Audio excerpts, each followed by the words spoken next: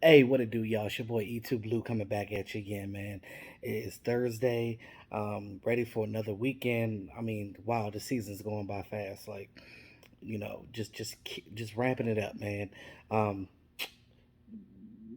we're not going to talk anymore about the Cowboys' defeat last week to the Broncos because I'm pretty sure they learned from that and they're going to get better.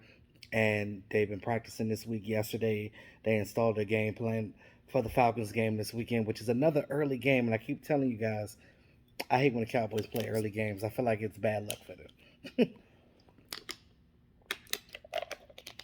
So I know you guys heard that yesterday they Greg Zerline got COVID. So our kicker, so he's now on the COVID list.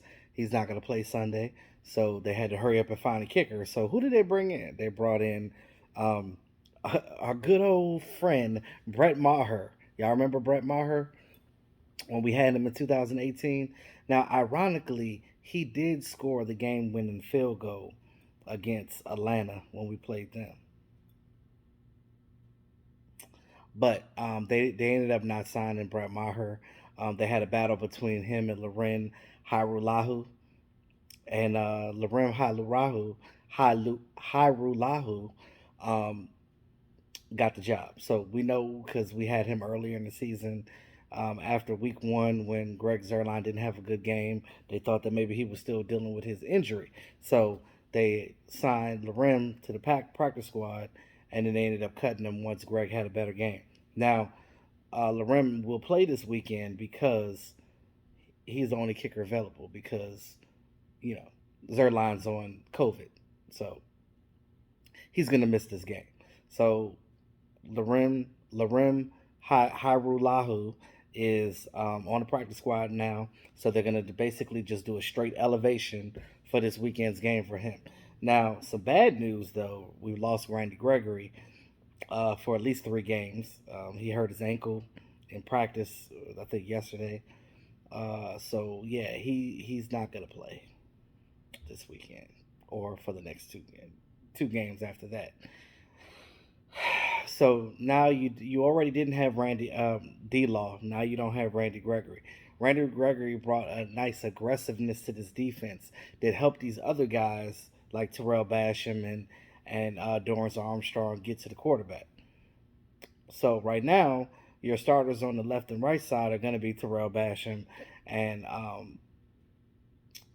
Dorrance Armstrong with the help of Chauncey Golston and whoever else they have in there. I'm pretty sure they're going to have Justin Hamilton up this game again. I really like what I see with Justin Hamilton on the inside. He's been playing well. Shout out to him, Osa, um, big old Quentin Bahana, like these young guys coming in and playing hard. But I would love to see the game, when both Randy and D Law are back playing together. And hopefully that'll be sometime after Thanksgiving, maybe the December 2nd game against New Orleans. Because December 2nd, we played New Orleans. Is that a home game for them? I'm not sure. I got to look at the schedule. But December 2nd is when we play New Orleans. So hopefully we can get both of them back for that game. That'll be awesome. Now, I'll talk more about the Falcons when I do my matchup video this weekend. They're going to present a certain battle for us because even though they're an uncommon opponent, they're going to know the Cowboys defense because of Dan Quinn. Dan Quinn was their coach for 5 years, so they know Dan Quinn. But just like they know Dan Quinn knows them as well. So it's gonna be a good game. Definitely is. Um, Michael Gallup is in practice. I'm pretty sure he'll get elevated back on the team from IR. If not today, tomorrow. Pretty sure they'll do it tomorrow because today's practice is over with. So they'll probably do it tomorrow or Saturday leading up until the game. Now, having Michael Gallup is going to be great coming back because as much as we can say that we did miss him, we kind of did. So when you look at, even though we were winning these games without him, you also have to understand that that's just proves how much depth we have at wide receiver.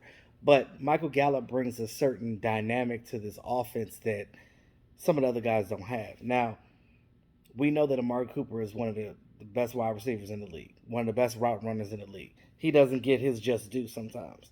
and he's a tough guy. To come back from a hamstring and still playing that game and score that game-winning touchdown against the Vikings, come on now, that just shows grit. Um, but what Michael Gallup brings is that attention, right? So we know that Michael Gallup is the outside player. He plays both left and right outside. He's not a slot player, but that's cool because you can throw CeeDee Lamb in there. You could do some crossing routes with Amari Cooper, kind of like how the New York Giants did back when they had Odell Beckham. Speaking of,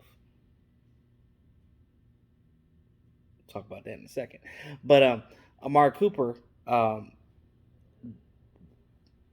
because he's so good, he gets all that attention. He gets the double teams and things of that nature. So when Michael Gallup comes back, he takes some of that pressure off of Coop.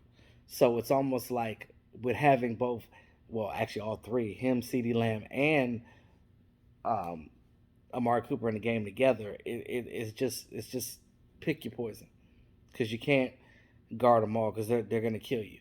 And those deep routes for Michael Gallup catching that ball deep, Dak Prescott's gonna get his deep man back. So with that being said, I think it's going to be a good game like that on offense because the way this team works, yes, this defense is better than they were last year, heads and tails above last year. But one thing I noticed this year, our offense still has to score at least 20 points for our defense to and win the time of possession. That's key. Not necessarily the points, but more so of winning the time of possession.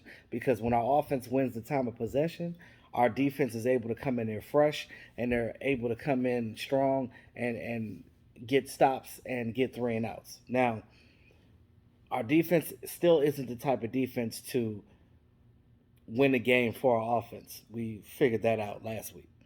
So, because we have a dynamic offense, and I don't think we'll have another crash and burn on offense like we did last week. I think that was just a mental fart. I think they came in that game too cocky and they got caught with their pants down. And what happens, like I said, when you get caught with your pants down, you get embarrassed. So, because they got embarrassed, there you go. Um, Dak Prescott is, I'm pretty sure they've been fighting all this week to try to get that nasty taste of Denver out their mouth last week. And, I'm pretty sure they heard everything the talking head said. And at the end of the day, I believe they're going to play better this weekend. But that's just where we're at right now. It sucks not having Randy Gregory this game. But if this offense comes in and plays like they're supposed to this weekend, this defense will still provide pressure because you still got Chauncey Golston, you still got Terrell Basham, you still got some of those other guys. Your big boy, you still got your big boys in the middle. We just got to contain those outsides because Cordell Patterson, he's good. Trust me, I got him in fantasy. I know he's good. So we just got to play our game, and if our offense puts up the numbers, our defense will be fine. And I'm pretty sure they'll move Micah Parsons around as well to help out with that pass rush. Now, I know y'all heard that a little bit about an hour or so ago. Odell Beckham news came out. Odell Beckham is signing to the Los Angeles Rams. Now,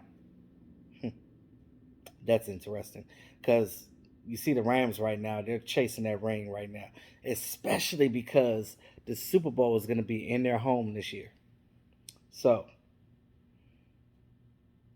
what's the Cowboys' response to that? I guess Cowboys feel like, hey, we don't need to bring anybody from the outside. We can win this. We can win with the guys that we have here. We have confidence in what we have here. Okay, cool. I'm down with that. Also, too, you look at what the Rams are doing. So, is Odell Beckham still the same Odell Beckham before? A lot of people will say no. But could he be better with the Rams playing with Matt Stafford? Because I know Matt Stafford is probably excited the fact that he's now on a team that wins and he now has weapons. Because you look at what they already have, him joining a wide receiver group with Cooper Kupp and Brandon Cooks, and then they got their tight ends like Tyler Higbee and things of that nature. So you look at the Rams and what they have, and then they went and got Von Miller from the Broncos on defense with Aaron Donald. Will the Rams be a scary team now? Who knows? But they now are the new threat for everybody now that's up there leading their divisions. So they got to be watched. So Cowboys just got to stay on their P's and Q's. I think we can, when we're at full strength, we could battle with any team in the league. But we just have to not get like how last week is and get into our mind and start getting cocky and arrogant and things of that nature. Can't do that. So with that being said, that's all I have for right now. Let me know what you guys think in the comments section about anything, about a kicker, about what you think about the Falcons game coming up this weekend.